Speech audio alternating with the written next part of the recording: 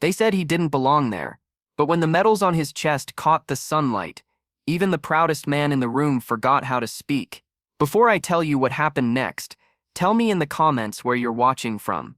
I love knowing who's listening. The gymnasium was packed that morning, caps gleaming, families cheering, and the sound of trumpets echoing through the air. But near the back row stood an older man in a worn leather jacket, clutching a folded American flag like it was part of his soul. His name was Mark Hensley, a retired Marine and single father. His son, Ethan, was graduating top of his class, heading straight into the Navy, following the old man's footsteps. But just as the ceremony began, a young security volunteer approached him, wrinkling his nose. "Sir, this section's reserved for family," he said. Mark smiled politely. "I am family." The boy glanced at his jacket, its faded patches, its rough edges. "You'll need to move to the back, please." Whispers spread like wildfire through the rows.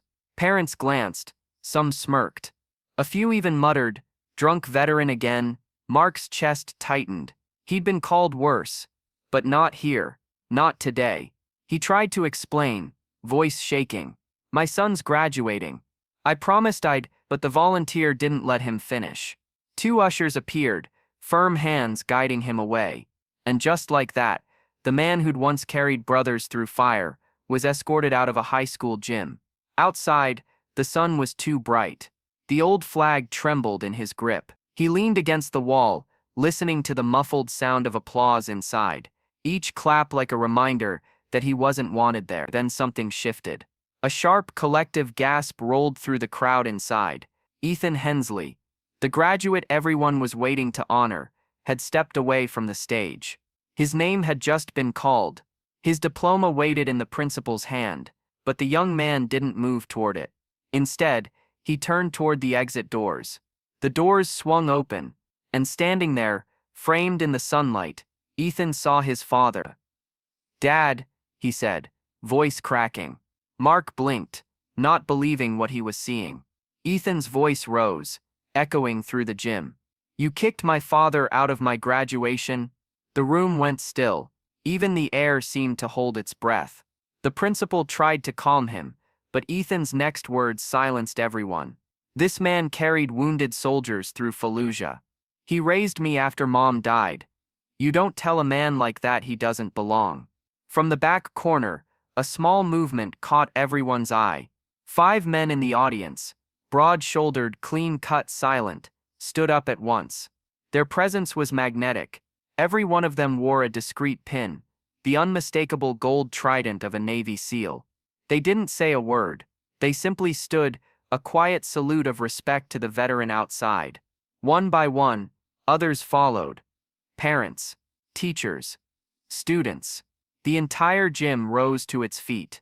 Ethan walked toward his father, diploma still in hand, and placed it in Mark's trembling fingers. "This belongs to you," he whispered. Tears welled in the old Marine's eyes as he looked up to see an ocean of faces, once indifferent, now united. The ushers who had pushed him out lowered their heads in shame. The SEALs approached, forming a line beside father and son. One of them, gray-haired, with eyes that had seen too much, spoke softly. "We served with you, sir. We remember Fallujah." And just like that, the truth broke through the noise. Later, as they walked back through the empty parking lot, Ethan glanced at his father. "You okay, Dad?" Mark smiled faintly. "Didn't expect a standing ovation today." Ethan laughed through tears. "Guess respect finds its way home, even if it's late. Because respect isn't given, it's remembered, and it returns when silence no longer feels right." And somewhere between the cheers and the quiet pride of a father's heart, that truth shone brighter than any medal ever could. If this story moved you, take a second to share it, and tell me in the comments what respect means to you. Don't forget to subscribe for more stories of courage, justice, and kindness, only here on Relieved Stories.